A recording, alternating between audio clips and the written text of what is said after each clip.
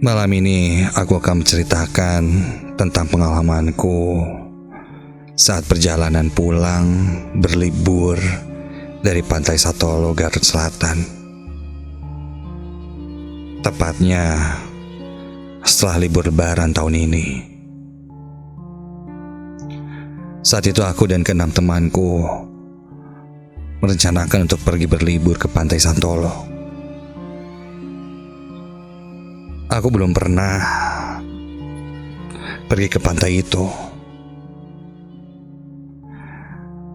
Dan sebenarnya juga aku tidak mau. Mungkin karena mendengar cerita orang-orang tentang perjalanannya yang cukup jauh, terjal, berliku-liku, jalannya kecil, ditambah ada jurang di pinggir jalannya. Itu yang harus ditempuh olehku ketika melewati jalur darat. Dan seperti itulah kondisi jalanan yang orang-orang ceritakan ketika melalui jalan utamanya, yaitu Jalan Garut, Cikajang, lalu Pamengpeuk. Namun lain halnya jika kita lewat ke daerah Pangalengan. Kata temanku, kalau lewat Pangalengan menuju Santolo, jalannya lebih mulus, serta bisa motong waktu juga katanya. Aku jadi berpikir dua kali jika memang kondisi jalanannya seperti itu.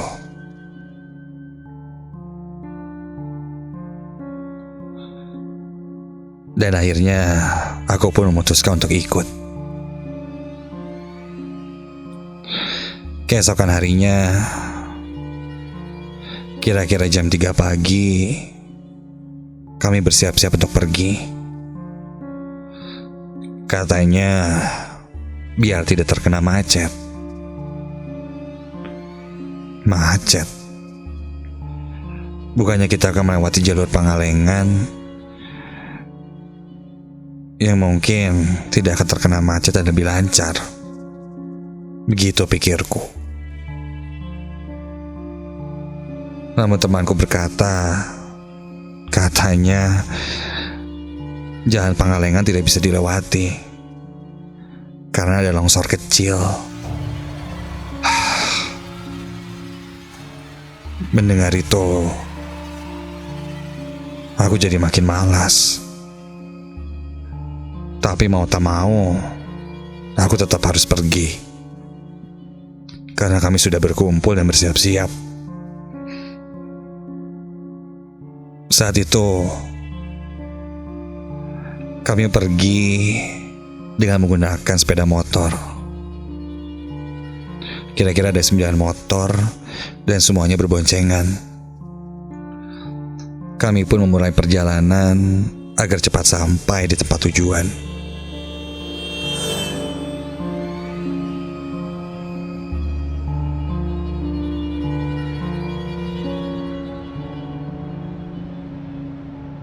Jalan yang seperti ku ceritakan tadi, kami lewati perlahan-lahan.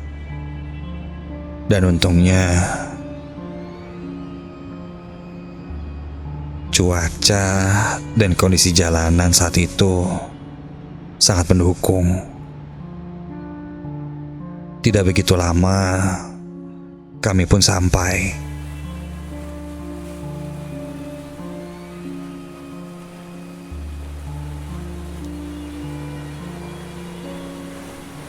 Setelah sampai dan masuk memarkirkan motor, kami pun mulai menikmati kondisi Pantai Santolo.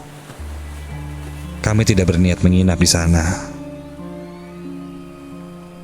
Setelah sampai dan menikmati Pantai Santolo, kami pun akan pulang. Di sini kami mencari tempat untuk transit, untuk sekedar beristirahat.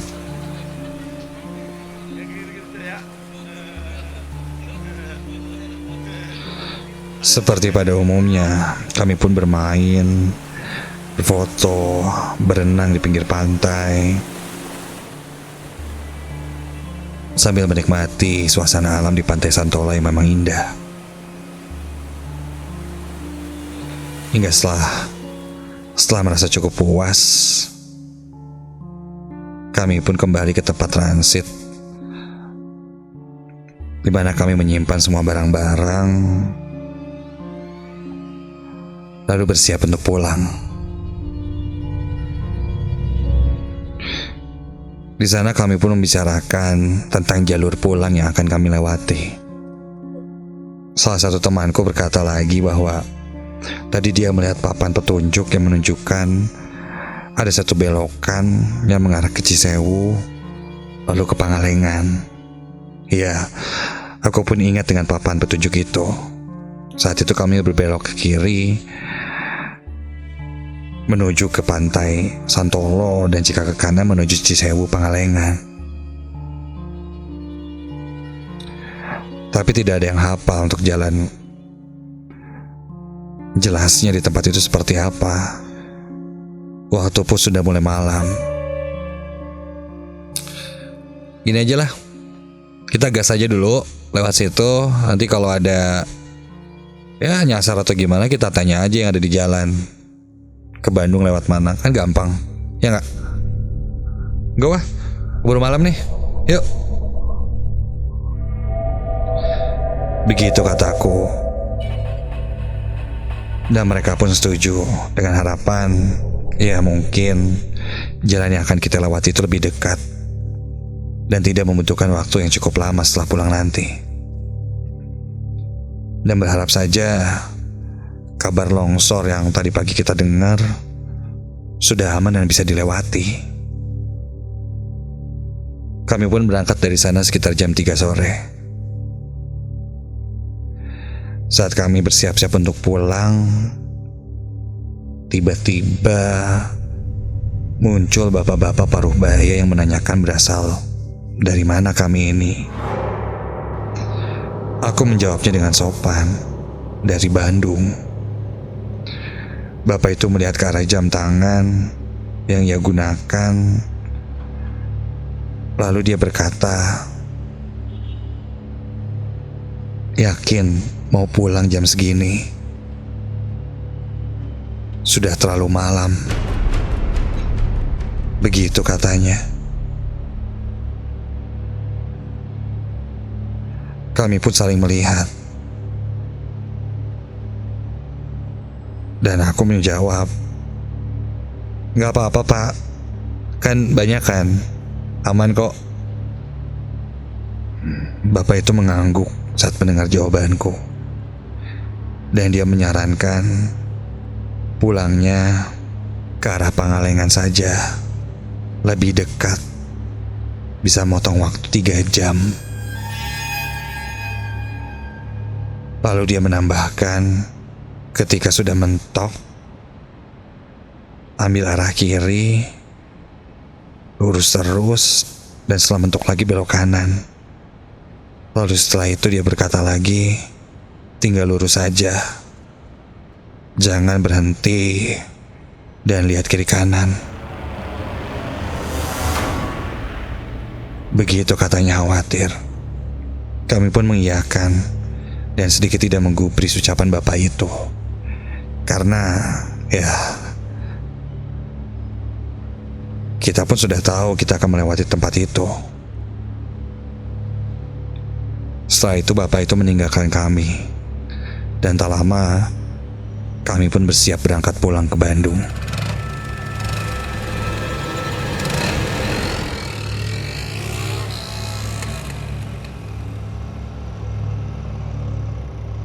Dan sampailah rombongan kami di sebuah pertigaan.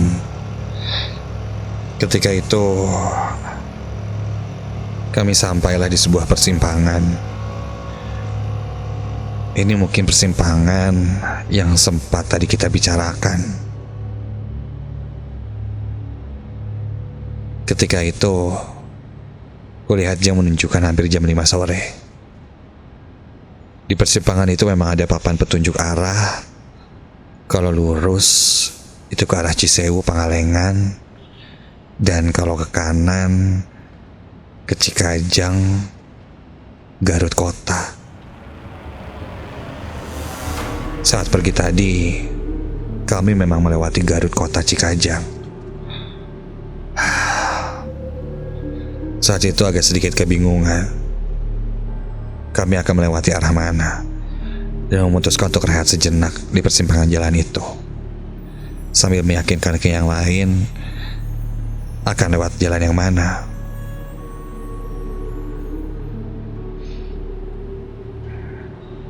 Sampai akhirnya, setelah berdiskusi, kami memutuskan jalan pulang melalui Cisewu Pangalengan. Dan lanjut, kami pun berangkat.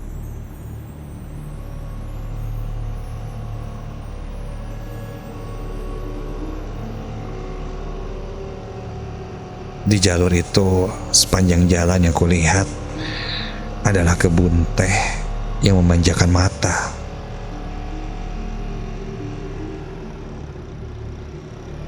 Terhampar luas kebun teh itu di sepanjang jalan.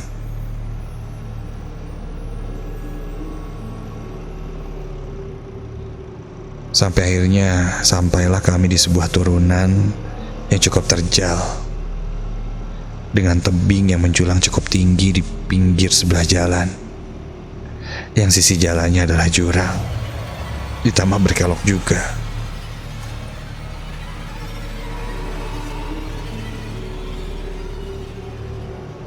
Jalannya cukup terjal.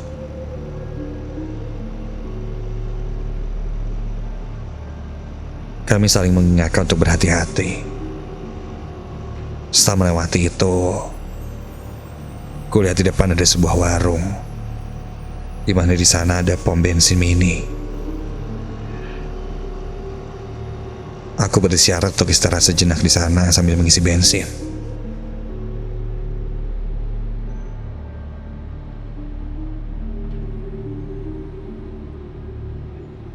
Sampai aku coba bertanya lagi kepada penjaga warung di sana.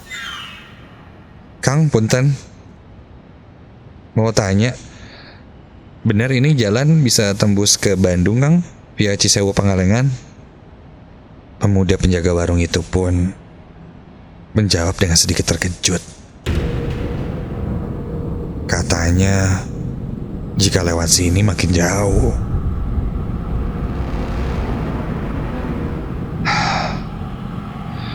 Aku pun mengerutkan kening dan menggaruk kepala. Kok makin jauh ya? Bahkan pemuda penjaga warung itu menyarankan untuk kami kembali lagi menuju jalan Garut saja. Khawatir jika lewat sini. Begitu katanya.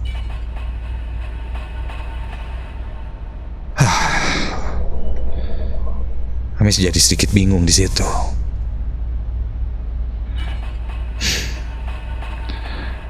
Menurut bapak yang tadi kita ketemui di Pantai Santolo berkata, jalan ini lebih dekat dan motong jalan bisa hampir 3 jam untuk sampai ke Bandung. Sedang orang sininya saja bilang jauh dan menyarankanku agar kembali lagi. Mana yang benar?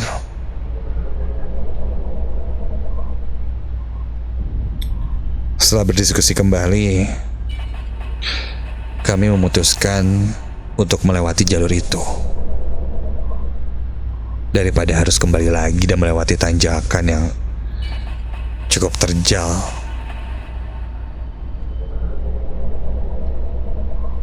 Jadi kami lebih memilih melanjutkan perjalanan melewati jalur itu.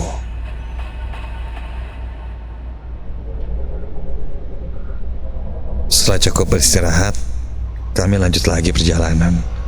Saat itu, aku berada di paling belakang rombongan.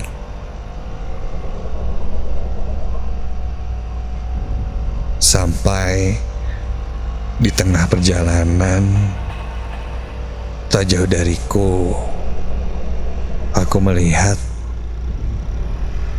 ada seseorang yang tersorot lampu motorku. Seorang perempuan menggunakan baju putih panjang polos sampai ke kaki yang terduduk dengan meluruskan kakinya ke arah jalan. Awalnya kupikir itu manusia.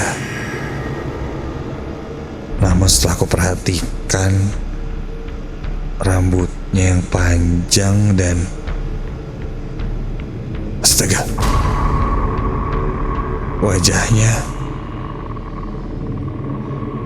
wajahnya menyeramkan. Tanpa banyak berkata, aku sadar bahwa itu bukan manusia. Seperti sosok kuntilanak.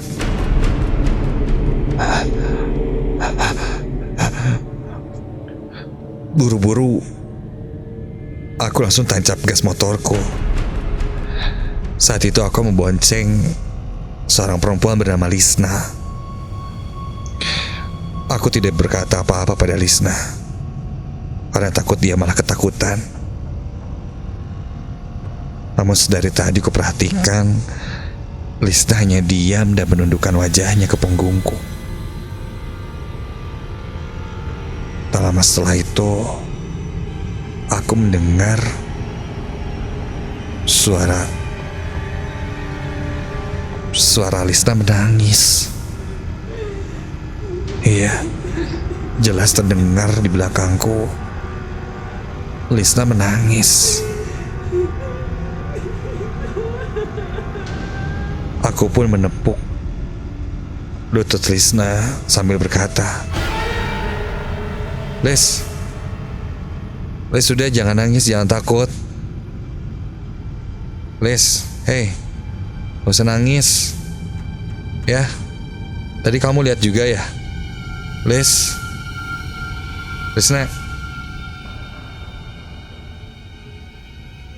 Sesekali ku tengok Lisna melalui spion motorku, dan dia pun mengangkat kepalanya yang terkatuk ke punggungku.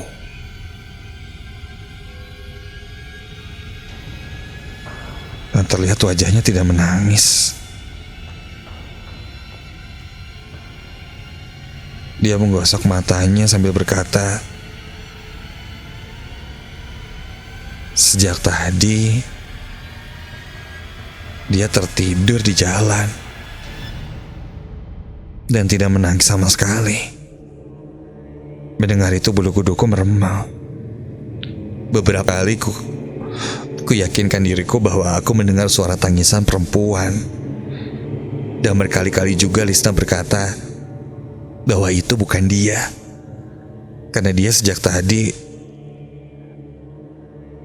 tertidur di belakangku. Lalu yang kedengar itu suara siapa?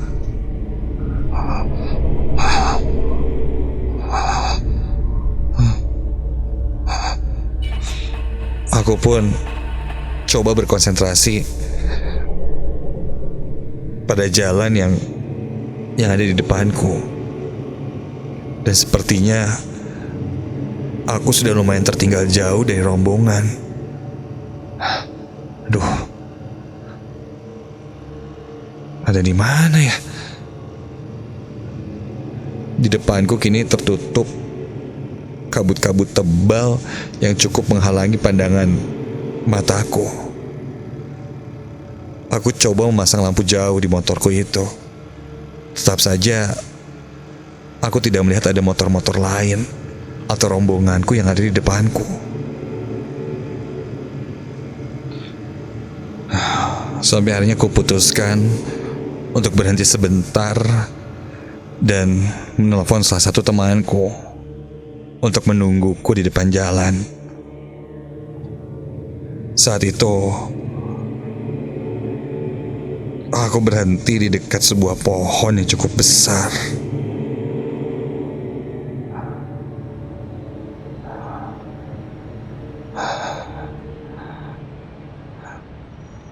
Ada perasaan takut saat itu. Tapi bagaimana lagi? Aku harus memastikan teman-temanku menungguku. Saat akan menelepon, kulihat salah satu dahan pohon yang ada di pohon besar itu bergerak-gerak. Iya, hanya satu dahan pohon itu saja. Saat itu kabut cukup tebal. Namun bias lampu motorku bisa menerangi sedikitnya dahan pohon itu hingga bisa terlihat cukup jelas. Bunyi dahan pohon yang bergerak itu kian lama kian terdengar sangat bising. Sampai astaga, kini terdengar suara tertawa cekikikan seorang perempuan.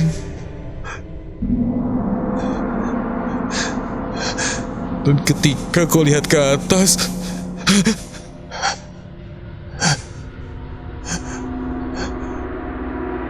di dahan pohon itu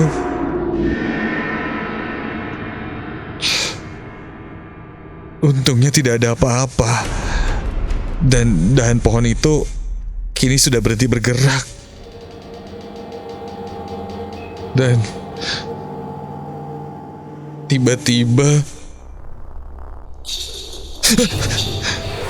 terdengar suara itu lagi tepat di belakangku.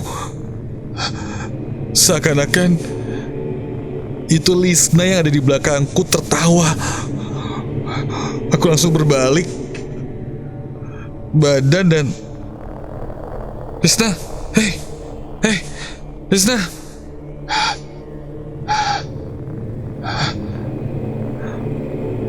Lisna kembali terbangun dan berkata, "Kenapa?"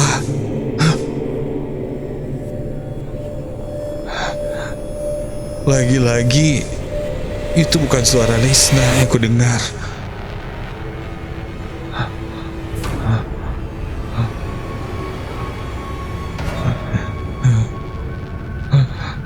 Lisna berkata, "Kenapa kita berhenti?" Lalu aku pun coba menelpon temanku. Untungnya ada salah satu temanku yang mengangkat teleponku dan akan menungguku di situ, di dekat sebuah warung katanya. Tanpa banyak bicara lagi, aku pun langsung menancap gas motorku dan meminta Lisna untuk berpegangan karena aku akan sedikit ngebut. Begitu kataku.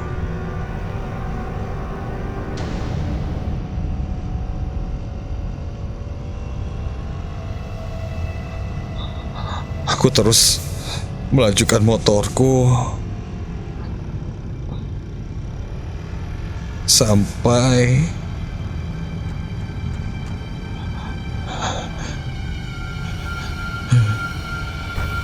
Lisna menepuk bahuku dan dia berbisik, katanya mendengar ada suara tangisan di belakangnya. Kini Lisna yang mendengarnya. Aku pun coba melihat ke arah spion. Astaga! Ya Tuhan! Ketika aku lihat di arah spion itu, aku terkejut melihat sosok perempuan melayang tepat di belakang kami, menggunakan baju putih panjang dan wajahnya penuh darah dan matanya membelalak sangat menyeramkan. Suara tangisan itu kini berubah menjadi suara cekikikan yang menakutkan. Aku ketakutan setengah mati saat itu. Aku langsung mengebut dan lanjut menancap gas sekecang-kecangnya. Sesekali kulihat ke belakang memastikan sosok perempuan itu tidak mengikuti kami. Hingga tak lama kulihat ada sebuah warung di ujung jalan. Dan ku yakin itu warung di mana teman-temanku berhenti menungguku.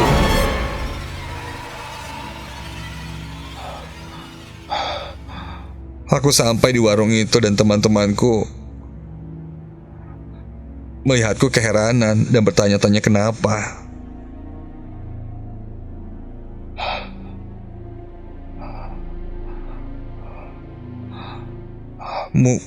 Mukaku pucat.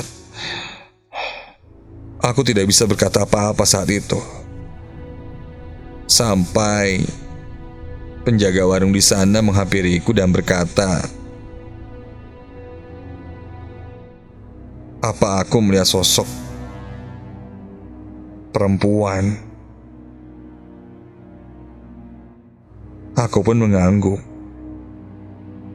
Katanya, itu adalah penunggu tanjakan Halimunan, atau biasa disebut tanjakan penganten. Konon, dulu di tanjakan itu ada kecelakaan bis yang membawa rombongan pengantin. Saat melewati turunan bis itu yang dikendarai rombongan pengantin, sang supir tidak bisa mengontrol kemudinya.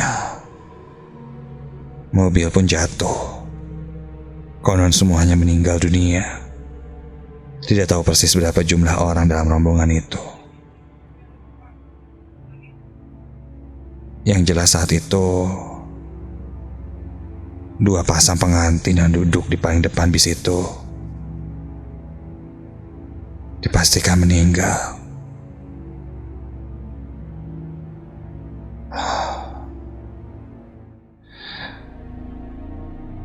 Mendengar itu,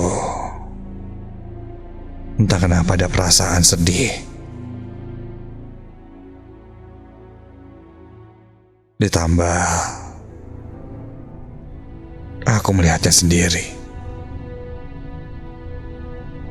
wajah sosok perempuannya. Setelah itu aku diberikan air putih yang sudah didoakan oleh bapak penjaga warung itu untuk membersihkan agar kami tidak diikuti lagi. Dan setelah itu kami pun pulang. Kenapa kami diganggu atau aku diikuti? Mungkin jika sudah melewati maghrib,